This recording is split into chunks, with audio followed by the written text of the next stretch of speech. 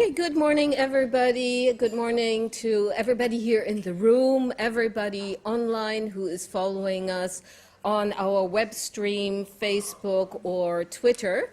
We're very happy to welcome you to this event to present the 2017 Results and Performance Report of the World Bank Group. It's a flagship report of the independent evaluation group that we produce as one of our key knowledge products.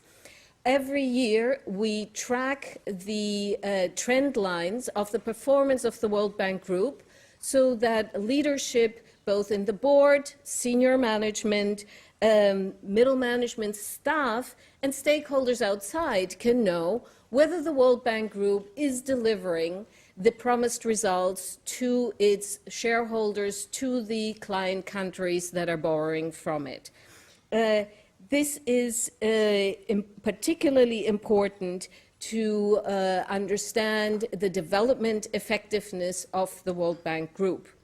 The report also discusses what explains these performance trends. We do that so that we can advise board and senior leadership as to what needs to happen in order to be more successful. That is ultimately IEG's goal. We want the World Bank Group to be more successful, and we contribute from the perspective of the independent evaluation group. When we look at the event today, after my opening remarks, Sonia Carvalho will be introducing the report, followed by the other two task team leaders. They will give a very brief overview, a snapshot of some of the findings. And then afterwards, we will hear from a panel. And welcome, Kristalina. Thank you very much for joining us. It was very much appreciated. Please take a seat wherever you can.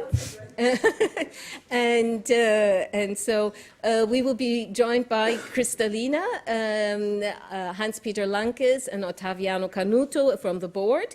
And we're very pleased to have such senior and important leadership with us here, because this report really does concern the entire World Bank Group.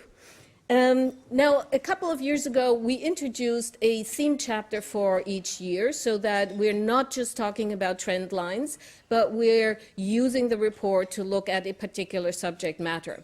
This year's report looks at environmental sustainability. The reason is that some 18 months ago, Jim Kim asked me whether the portfolio of the World Bank Group was getting any greener in the sense of environmentally sustainable.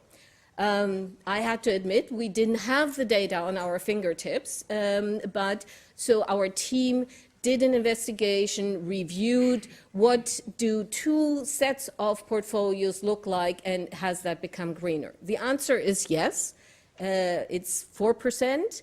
The question to the board and to senior leadership is that enough? Should the bank group be putting more emphasis on environmental sustainability or not? It is not something for IEG to suggest or recommend. It is simply that we observe where they are, and they can make a decision of whether that's the right place or whether they want to do more. In addition, we have done a deep dive into recommendations, where we've taken a group of evaluations done over the last 8 to 10 years and followed up and analyzed in how far are these recommendations being implemented. Again, these are recommendations related to environmental sustainability. The reason for doing this is that we wanted to understand whether we, IEG, are making a difference, something the board has asked us continuously over the last 7 years, but also to help management understand what are their commitments that follow from an evaluation? Are they following through on their own commitments? Is this really making a difference? And are we all, the World Bank Group as a whole, getting the most out of independent evaluation and maximizing the learning that can be gained from our work? And so in the presentation, we will hear more about that. It is, however, really important to think about how we can work together on this, and I'm very pleased that we have very good conversations with Kristalina and with Hans-Peter Lankes, as well as the IFC senior leadership team more at large, to talk about how do we translate evaluation findings into real actions. There is a lot more that needs to be done. It is not an easy transformation. The change or the culture change within IEG was challenging in the sense of needing to move from independence that is perceived as isolation to independence with engagement. IEG has done an enormous amount to move in this direction, but it does take two to tango, and we would welcome a more engaging stance from the leadership and the management of the institutions with whom we're trying to work. But let me stop here and invite Sonia to give the first the presentation of the first part. Thank you very much.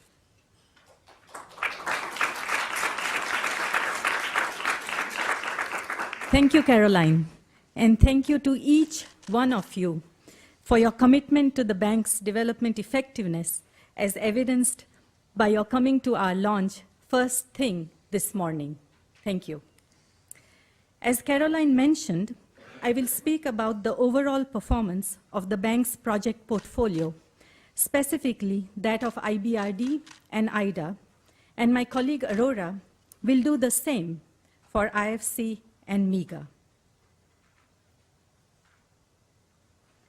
The RAP examined three key aspects of performance: project outcomes, bank performance, which includes quality at entry and quality of supervision, and the use of evaluative evidence.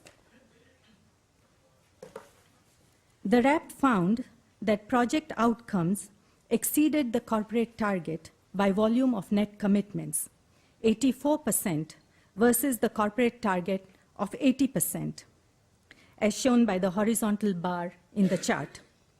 This is good news. However, as we can see on the right-hand side, project outcomes fell short of the corporate target by number of projects, 73% versus the corporate target of 75%. What this implies is that large projects drove project outcomes. In other words, a few large projects masked the less favorable performance of the vast majority of relatively smaller projects. So the bank may be neglecting smaller projects. Now, regarding the second aspect of the bank's project portfolio, bank performance, the RAP found that quality of supervision by volume exceeded the corporate target, 89% versus the corporate target of 80%. Very good news. Whereas quality at entry lagged, 75% versus the corporate target of 80%. Now, why does quality at entry matter?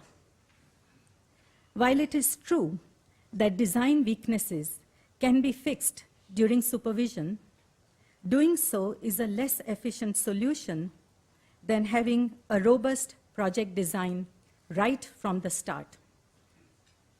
So quality at entry is critical, but we find that it is below the corporate target. Now, as for the corporate target itself, when one considers the fact that both quality at entry and quality of supervision depend on factors fully within the bank's control, and that the corporate target allows for moderately satisfactory ratings, it raises the question as to why the corporate target has been set at 80% and not higher. I'd like to take a minute to talk about one specific aspect of quality at entry, economic analysis, which raised alarm bells for us. The RAP found that there has been an evolution in the bank's guidance on discount rates towards greater leeway to project teams in determining them. While this leeway can allow better alignment and tailoring of the economic analysis to to the particular context at hand, unless there is due oversight, the bank could end up with different discount rates, different methodologies for calculating them, and different time periods for discounting benefits, all in the same country, the same sector, and for similar types of projects. This potential lack of coherence and consistency could compromise the efficient allocation of resources. Finally, the RAP examined as to how much learning occurs in the bank in response to IEG evaluations. It found that learning from evaluative evidence has been lackluster. The RAP found that only about half, 52%, of the actions that management itself identified in response to IEG recommendations were implemented to a high or complete extent, the dark blue and the light blue areas in the chart. This, we believe, is a missed opportunity for using evaluative evidence to improve the bank's development effectiveness. To wrap up, my 4 calls to action are: improve project outcomes for smaller projects, improve quality at entry across the board, ensure that there is due oversight of economic analysis, and embrace learning from evaluative evidence. In other words, embrace IEG. Thank you. Over to you, Aurora.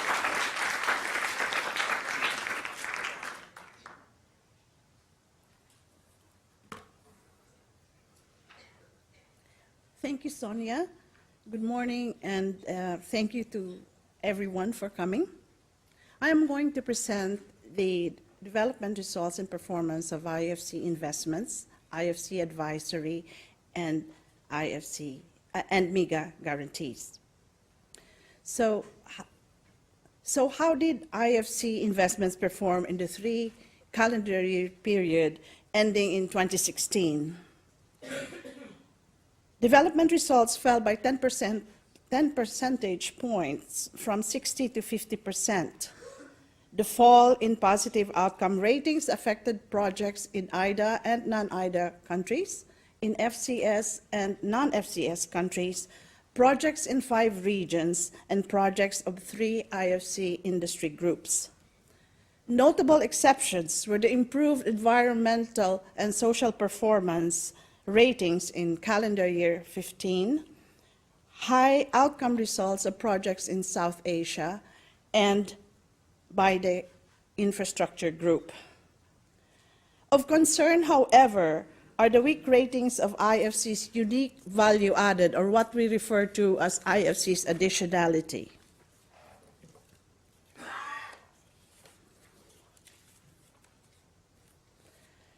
So what about IFC advisory?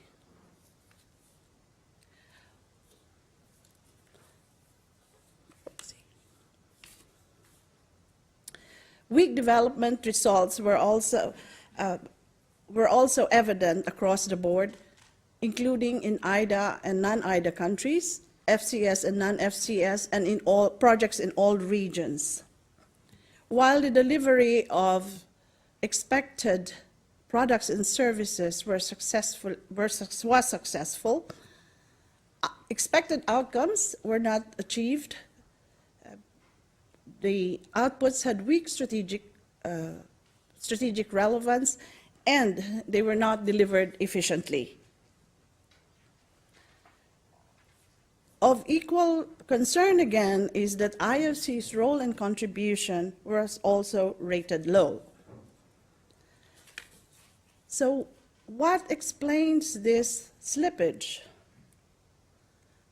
In both advisory and investment projects, internal factors within IFC's control had stronger influence on development results, not external factors. If you take a look at IFC investments,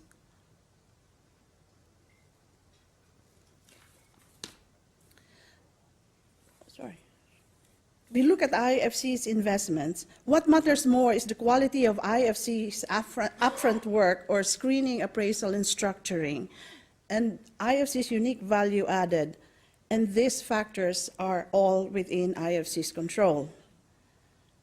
As an example, nearly 3/4 of projects with high-quality screening, appraisal, and structuring achieved high development outcomes, but only 1 in 10 investment projects with low-quality upfront work achieved high development outcomes. Similarly, for advisory projects, the quality of project design, preparation, and IFC's role and contribution were strongly associated with development success.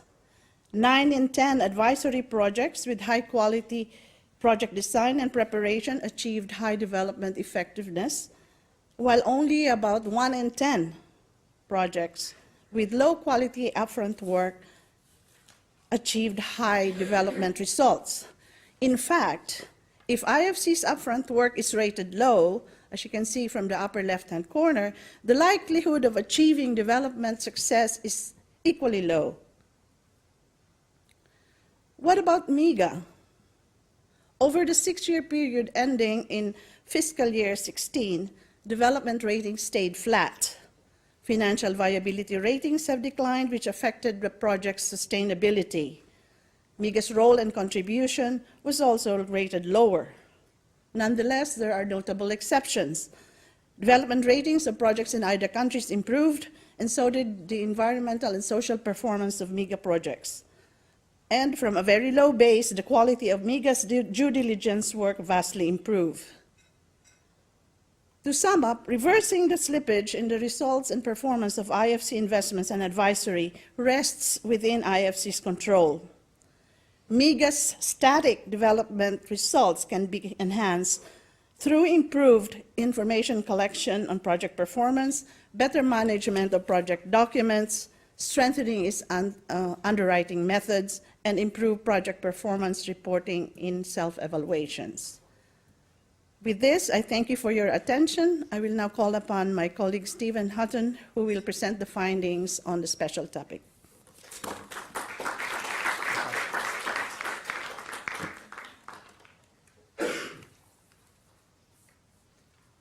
Thanks, Aurora.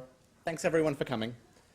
As Aurora said, I'm going to talk about our special topic on environmental sustainability, not so much on how well we're doing, but what we're doing in our projects. As Caroline mentions, we were asked by President Kim, are we doing more on environment in our projects? We went and found out, and the answer is yes, by about 4 percentage points. So I'm going to talk about how the composition of the project portfolio of the World Bank Group has changed over the last 10 years in terms of its support for environmental benefits.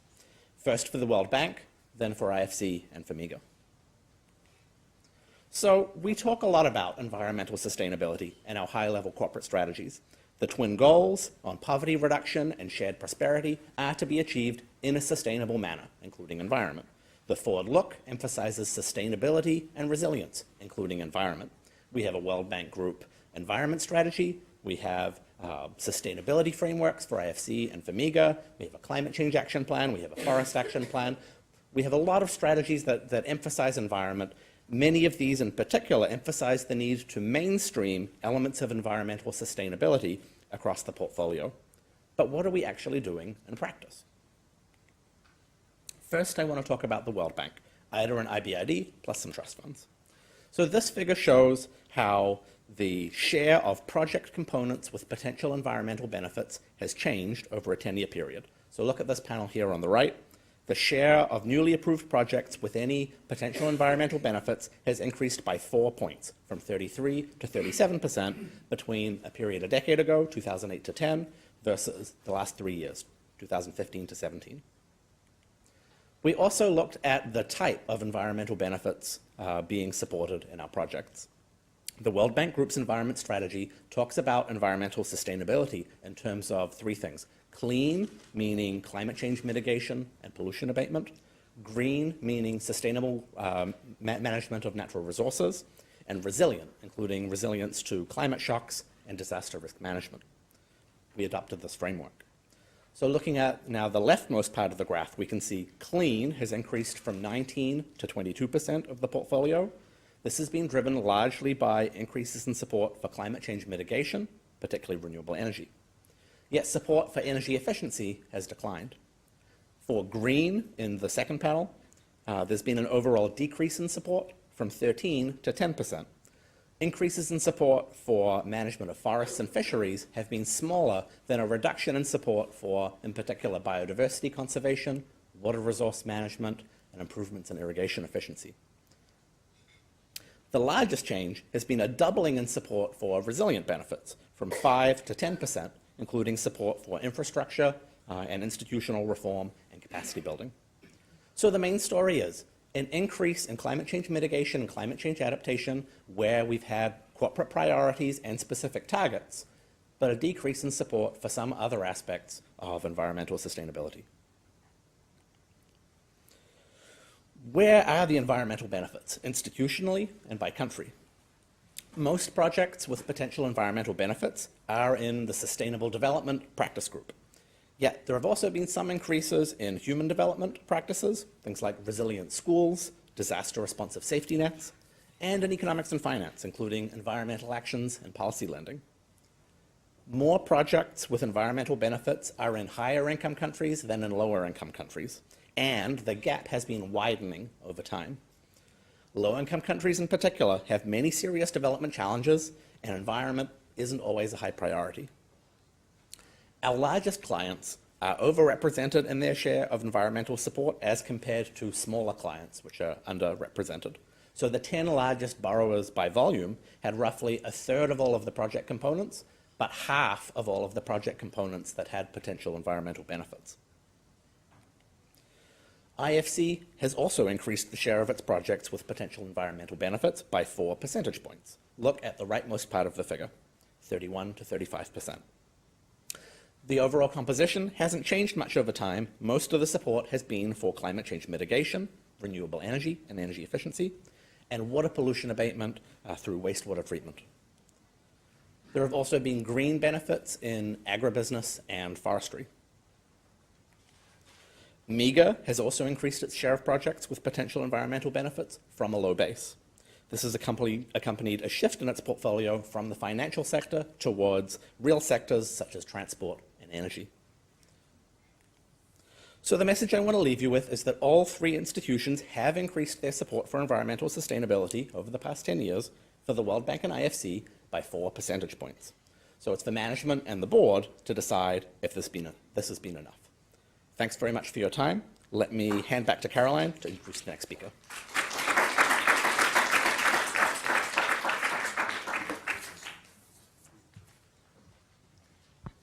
Thank you very much, Sonia, Aurora, and Stephen. And let me invite right away Kristalina, Hans-Peter, and Ottaviano to the podium.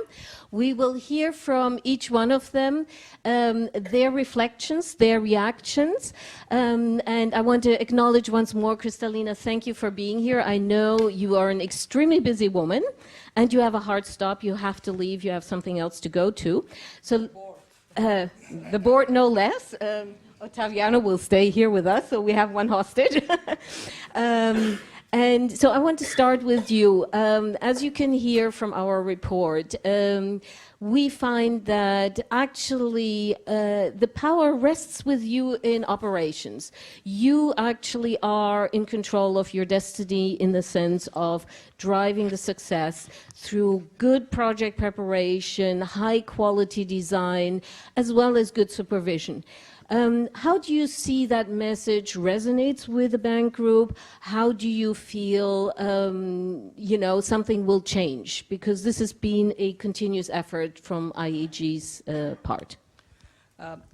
Let me first thank you, Caroline, and the staff of IEG for these evaluations, but most importantly for relentlessly working to help us do better in development.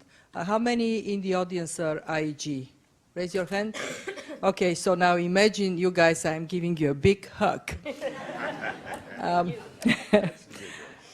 My reflection on this particular discussion is threefold. Let me start from the environmental sustainability evaluation. as many of you know, I was Director for Environment. Actually, I was the person in charge of the first environment strategy of the World Bank.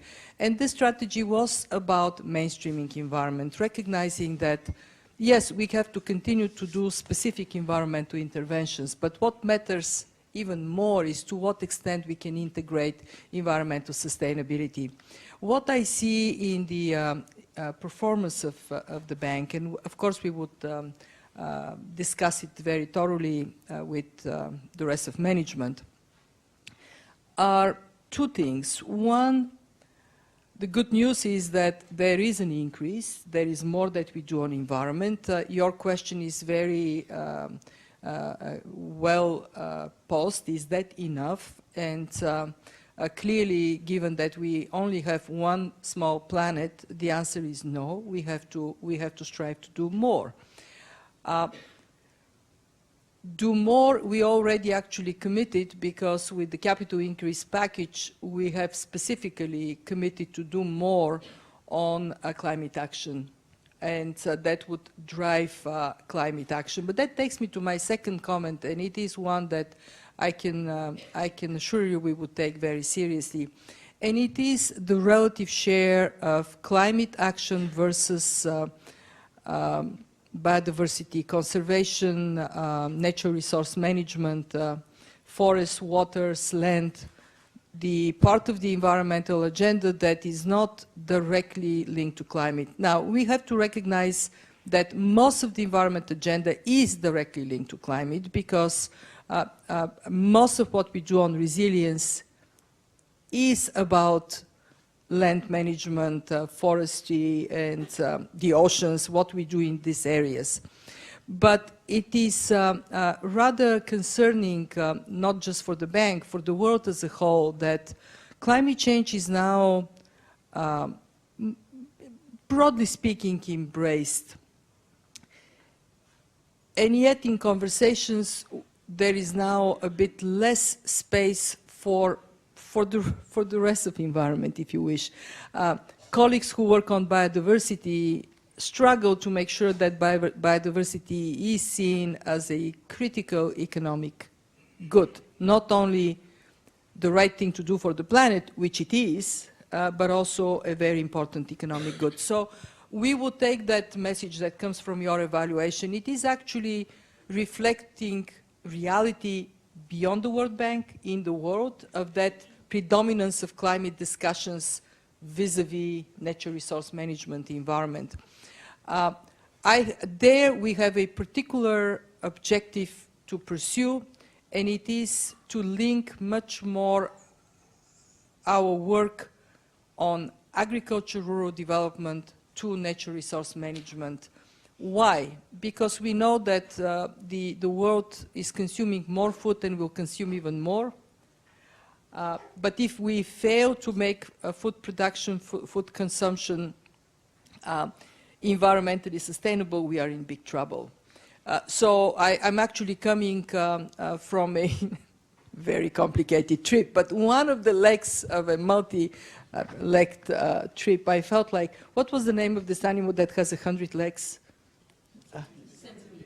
This is how I felt on this trip.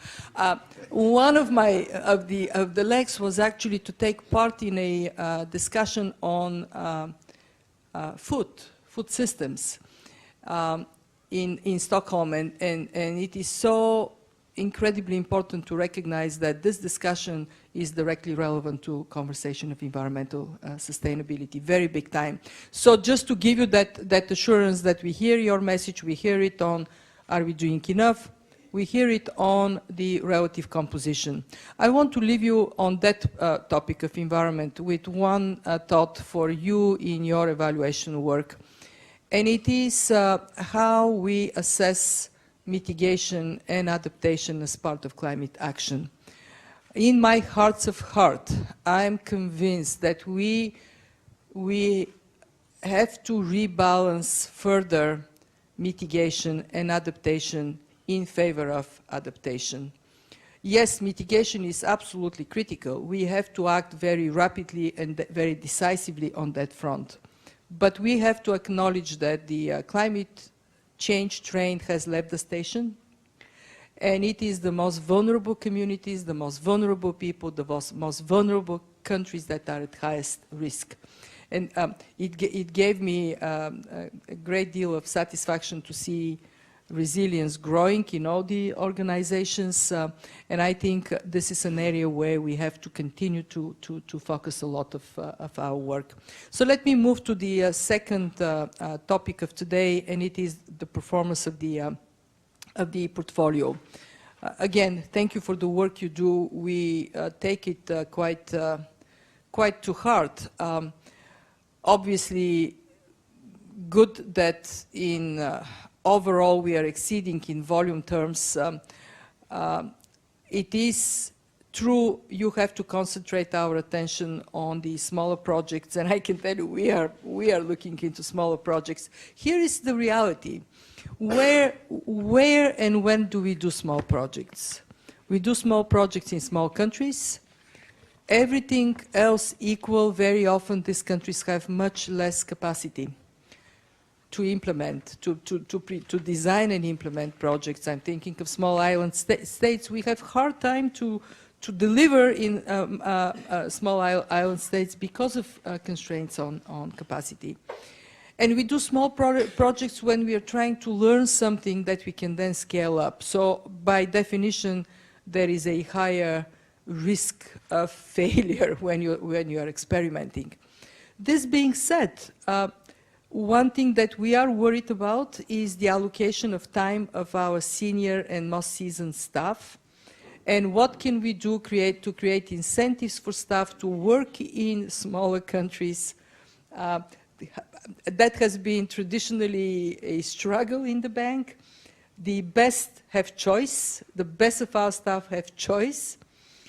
And that is so easy to choose to do something in a big country with a big impact rather than to do little things in little countries. When I was a task team leader, the task manager in these days, when I joined the World Bank, I made the conscious choice to work in Kyrgyzstan and Tajikistan in the small, less easy to deal with countries, because I was a Russian speaker, big advantage, and because I felt this is the duty of the bank. And I want to make sure that we create incentives for our staff, for the best and the brightest, to actually do that, go where it is most difficult, where there wouldn't be headline, because it just doesn't make headlines, and yet the development significance is big. So thank you for the observations. I tend to slightly disagree with the observation you're making on we don't take recommendations seriously, because to me only a very tiny slice are in favor of that. In majority of projects we take it seriously. It is either high or at least substantial. So you choose to take substantial as negative. I'm not sure I agree. I think substantial is substantial. Where I want to actually challenge you as we hug each other in the future is to recognize that we are not yet doing a good enough job to prioritize recommendations and to have a dynamic attitude to these recommendations. I looked at the statistics on Mars, and it's just too much, and then there is proliferation inevitably.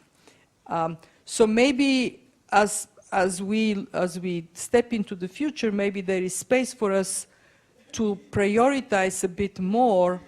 Not all recommendations are born equal. Some are very substantial. If we ignore them, if they are in your 2% of failure, we are in trouble. There we cannot have substantial. It has to be high, right? But then accept that if we have hundreds, I looked at the number, it is inevitably going to be a problem. So this prioritization, we have to do together and hold each other accountable for the impact it would have. Let me finish with one very simple statement. We need IEG because you're part of accountability for management and staff. We need you. We count on you. We may not always agree, but we count on you. And I cannot state strongly enough how important IEG is, how important the inspection panel is, all the instruments that we have built in our history, because you make us do better. And obviously, for that, even when occasionally the huck is a little too tight, we do value tremendously your contributions. Thank you. Thank you.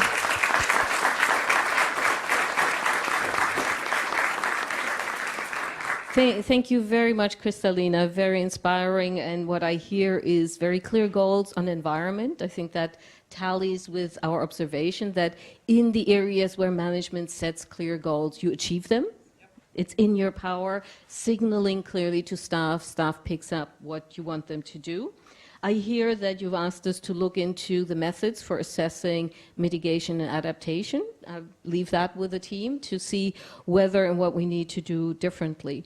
I like your message about the small countries. It is really all clients that need to benefit, and incentivizing people to work in these countries, deal with really difficult issues is very important. One of our findings was that actually it's not that large projects from the start do well. It is when they do well, they get more money. That's a very different message to think about, you know, so it's not like that just by having a big project, you automatically will be more successful. No, you have had a history of bumping up those that are doing well and giving them more money, which is actually a good thing to do. You just need to enlarge that group of projects because it's a very small number of projects that succeed in this way. And then on the recommendations, I agree with you. We have all kinds of engagements to improve the recommendations. It is, however, also with you and your teams to think about the action plans, because it's the number of actions that is so large. It's not so much the number of recommendations. And so if you think about prioritizing them and choosing actions that are more strategic, I think we all will move into a much better place.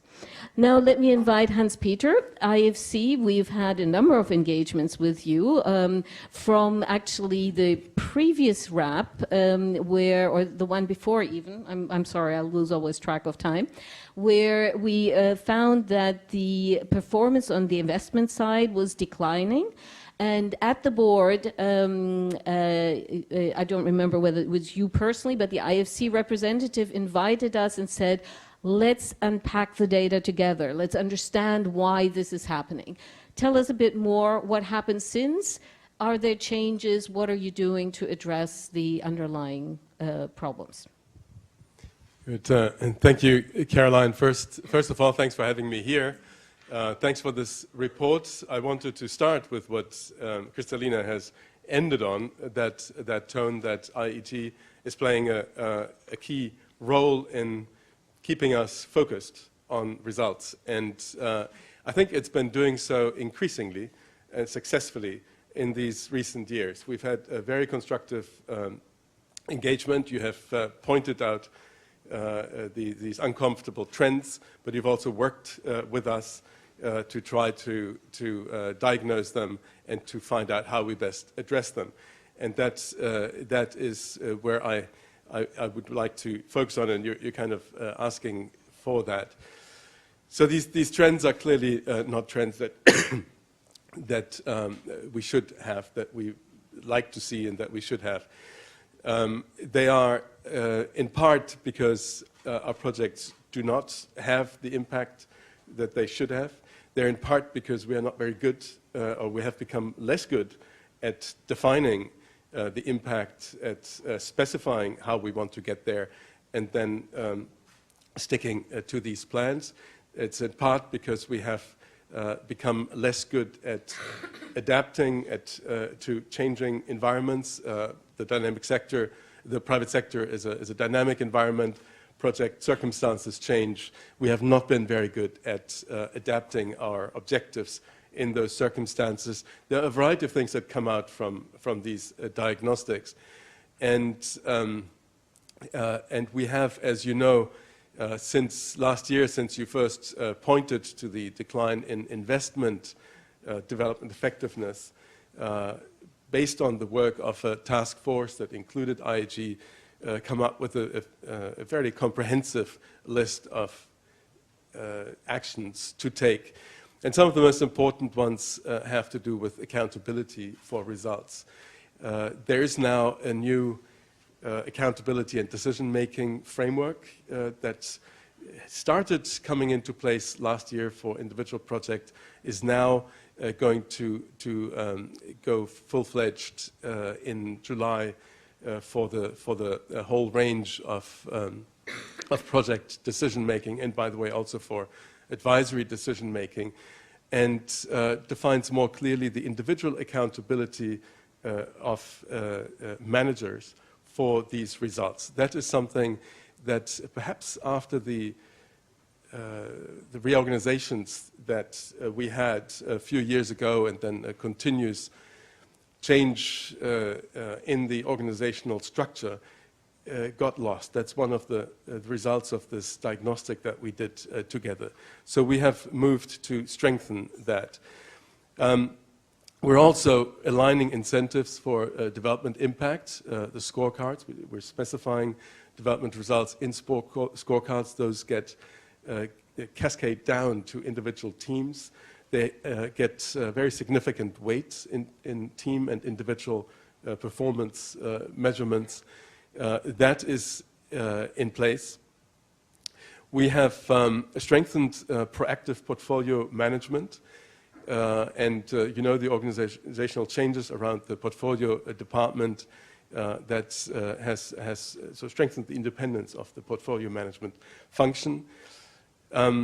We have worked on building project and macroeconomic analytic capabilities. Partly the creation of my vice presidency was a response in that respect. It's also one of the issues that came out in these studies.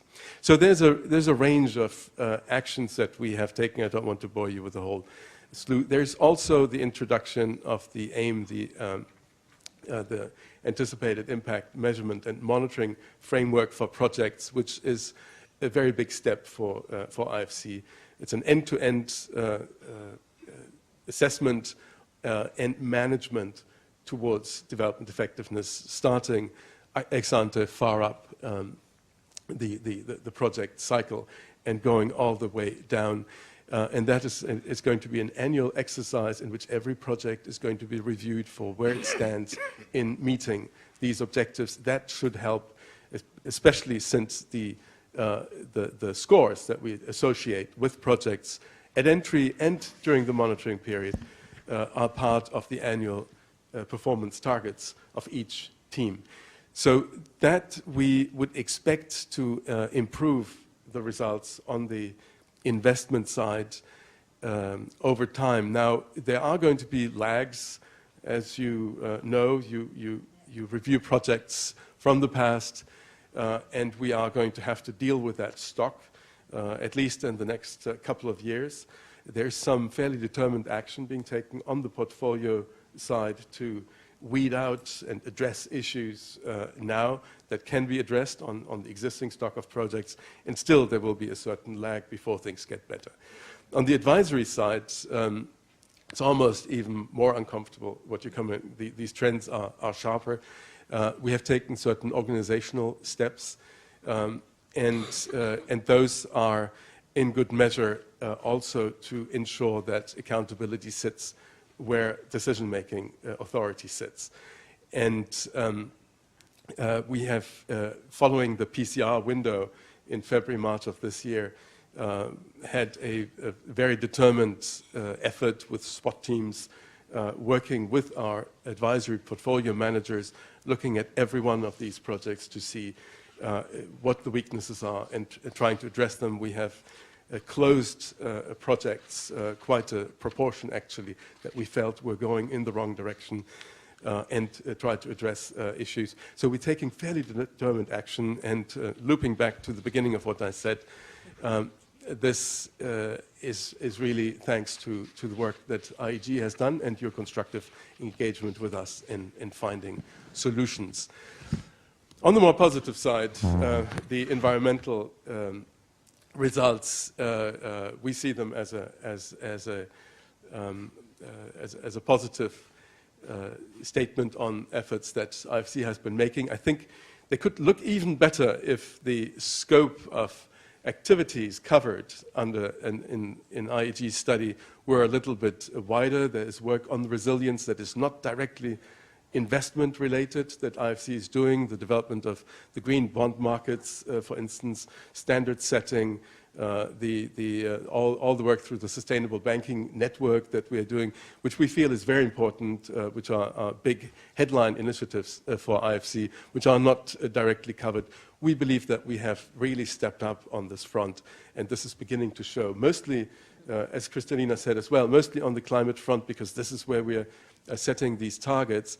But we are going beyond that. The biggest growth area in the climate area, but which tends to cover a range of environmental objectives, is smart agriculture, water management, etc. So we capture the resilience dimension of climate, but we also know that we introduce principles and standards of management in very important areas of the economy that benefit the environment.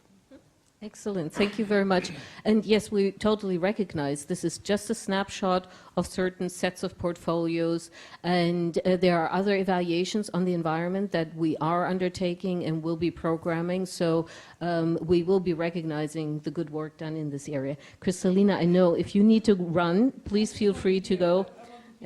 Ottaviano as well. Yeah. Yeah. Yeah. So is already sort of signaling that it's time to go. Yeah. Yeah. So just very briefly to acknowledge Hans-Peter, it's not just one silver bullet, it's a whole package of things, which is really very impressive. We've had several engagements with the leadership, from the very senior leadership to everybody. So really appreciate it. And just since you're saying you're doing the annual ex-ante assessment of potential impact, I invite my colleagues, and Jose is sitting here in the front row, to look at whether we could do, for example, validation of those ex-ante assessments early on in the process. We've offered the same to the World Bank. If there was an ex-ante quality at entry assessment, we can sort of think about how do we advance our validation of your own assessment. So it gives you, it shortens the feedback loop, it gives you more real-time information from a more independent point of view. So if that's of interest, you know Jose very well, so please feel free to discuss that possibility. Now, Ottaviano, the role of the board. You are holding management accountable. You're using IEG's work in order to do so. What do you see? What are the messages from the board? How are you happy with the performance trends? Are you happy with how management actually takes on board the recommendations and follows up on that? Right. Thank you for having me here. Thank Kristalina first thing. While Kristalina sends the hugs, the board does like this with management and with IEG. We had a very good discussion of this flagship report at the full board back in April, and let me highlight the three, let's say, main takeaways that I would bring from that discussion. Very much convergent with what we spoke. First, the strong suggestion for management to pay attention to quality at entry. If we can improve that, definitely the likelihood of better project outcomes, the correlation is quite clear. The second takeaway that we clearly came out of a discussion was the need to reinforce the soundness of the economic analysis that underpin the project design. This is a long-standing issue. We still have, I guess, exactly the proposals made on the IFC side are exactly in that direction, reinforcing the economic analysis, because that definitely will help us all to establish better outcomes, to establish appropriate incentives to achievements, and allocate scarce resources. So I guess we could reinforce the link between economic analysis and the project design. And the third takeaway was definitely on the environmental sustainability. The question is, 4 percentage points is great, but is that, let's say, enough or not? We have to discuss this, whether is this good or bad? We don't know exactly to what extent.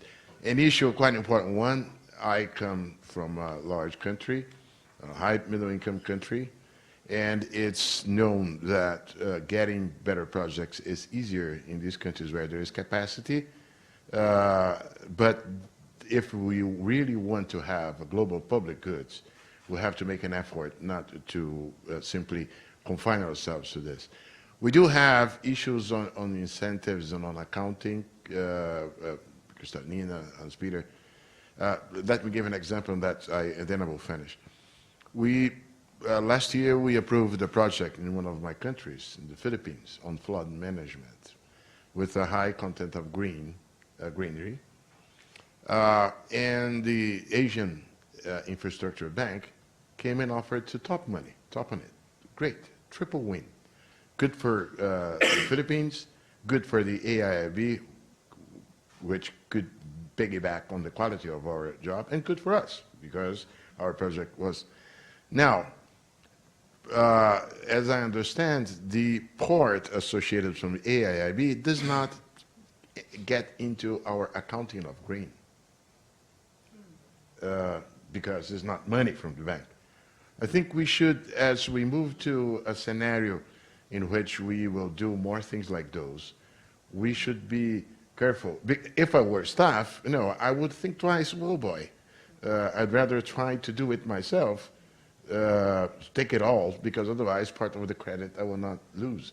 So I think we should think of revisiting the structure of incentives so as to make sure that we have not only premiums on the qualitative entry, but also in the due accounting. But overall, this is a good demonstration, this process, of how we all learn and can improve our work by exactly what IG does. And I agree with Kristalina that the responsiveness is there. Nothing is perfect. We will never have 100% of everything perfect. But the fact is that we have gone a long way. Thank you. Thank you. Thank you very much. Kristalina. I just want to make one additional point. I wholeheartedly agree with the role of economic analysis for good project design. IFC is now doing certain things that we want to learn more from, but also on our side, Manuela OPCS is taking that issue of what exactly is good economic analysis.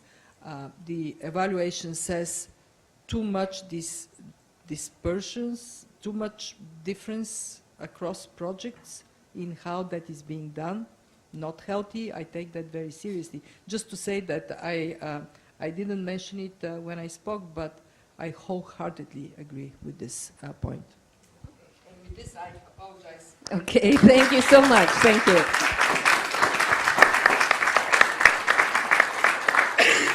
And I actually have to note that we are pretty much out of time. We have maybe 2 or 3 minutes. As everybody in the audience and online knows, we normally take questions and answers. Well, let me see. Does anybody in the audience have a burning question? Yes, we have one lady here in the front. So please go to the microphone, introduce yourself. And I hope we can keep Ottaviano and Hans-Peter here for responses. Thank you, and congratulations to IAG. I loved your structure and your products. Jill Marie Griesgraber, New Rules for Global Finance, and we've been evaluating the evaluators, if you will. But There was one suggestion, I believe from Kristalina, that the IEG and management work more closely to set priorities. I disagree with this. In principle, it's up to the board and IEG to set the priorities and the recommendations and for the management to follow. Let's hear from Ottaviano about that. Yeah, fact is that, as I said, the board will keep the eyes on them. But definitely, such a work of coordination has to go into details that are not appropriate for the board to be putting their hands on. But I fully agree with you. Ultimately, the blessing or the confirmation or the oversight of such a process has to rely on the board. Yeah, fully agree. Thank you. And let me maybe respond and clarify. So we have an engagement process where we sit down with the teams from management side to talk about the recommendations so that we actually are best informed in making our recommendations. But ultimately, it does rest with IEG to set out these recommendations. And so if teams suggest something that is the most comfortable thing or that they wanted to do anyway, but that does not actually jive with the findings of the report, we of course would not agree with that. I understood also that Kristalina was talking about prioritizing the follow-up actions. And I want to make clear that there is a very big difference between our recommendations and the follow-up actions. The management action record system tracks the actions, and there we see great need for prioritization, choosing actions that are far more strategic than they are at the moment, so that actually the strategic intent of the recommendations gets realized. Hans-Peter, did you want to add something, or can we take another question? Do you have another question there? Yeah. Okay. And it's burning. Jeff Chelsky from MTI. Quality of entry, yes, of course, quality of entry should be better. A big part of that is the review process. I wonder if IEG has done an evaluation of the bank's internal review process, and if not, whether or not they would think of doing it, because it strikes me there are both process and internal cultural issues that impact quality and entry related to the review process, and it would be good to have an independent assessment of those. Okay, I'm going to respond to that in terms of what IEG has done, but I think it would also be good, Hans-Peter, if you talk a little bit about the review process and what you're thinking about in terms of setting the right signals, incentivizing the right things. Now, IEG has done several evaluations. One was of learning and lending, and Sonia Carvalho was the one of the two TTLs. We had two phases to that, and it very much looked at what is the learning that's happening within the lending process. And then we regularly evaluate the self-evaluation system. So it's not so much the entry review process, but the self-evaluation process. While that is not the same thing, it had that evaluation, the most recent one, which is called ROSES, Review of Self-Evaluation Systems, ROSES. It pointed to a lot of incentive issues where the signals are being set for ticking boxes, moving things through the process, meeting certain standards and deadlines, and less so of how do we learn, how do we actually determine what our impact will be, etc. So these evaluations have been done, and we have done a deep dive into follow-up to the recommendations of these two evaluations, as well as an assessment of the IFC and MIGA self-evaluation system, which we did several years ago, and of the impact evaluations that the World Bank Group has done. And so this deep dive is, again, to understand better what happens to those recommendations, what is shifting, where are changes occurring, and where they are not occurring. Future evaluations of the self-evaluation system might extend into sort of assessing the entire process, but that's something that we need to discuss and decide as we develop the work program. Hans-Peter, anything on the IFC's process, and especially around the incentives? How do you try to incentivize different behaviors? You talked about clearer accountability. How are you empowering staff? Well, there are different elements to that.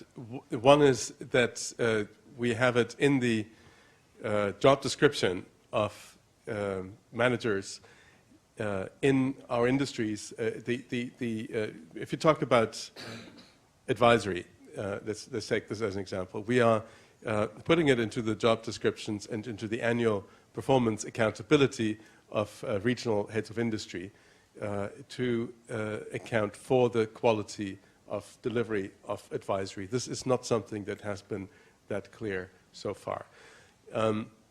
That means that they will be judged on an annual basis on that delivery. They're being given instruments to do so.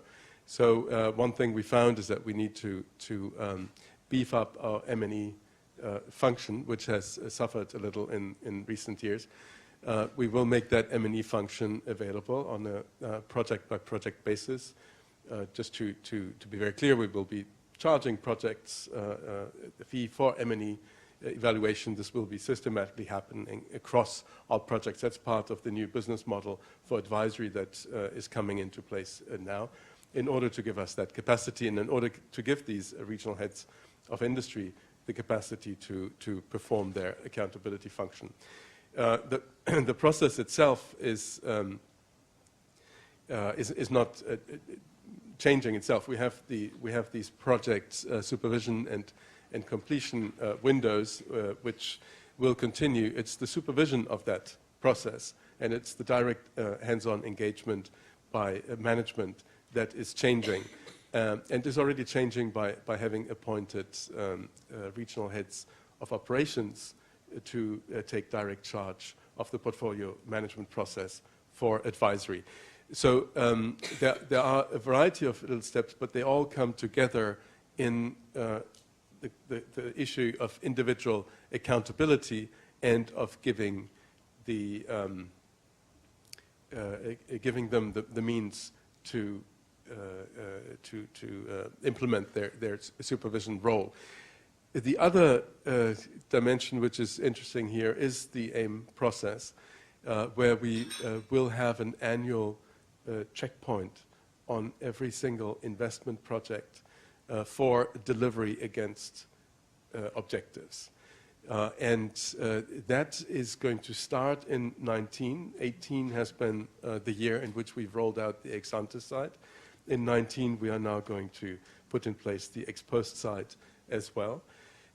And I think just simply having that routine touch point, which is much broader than what IEG can actually do, is going to sharpen attention, because every one of these touch points will result in a rating that finds its way in the scorecard, or is judged against the scorecard of teams. So ex-ante, but also portfolio. Excellent. And with that, please join me in thanking our panelists, Kristalina in absentia, Hans-Peter and Ottaviano.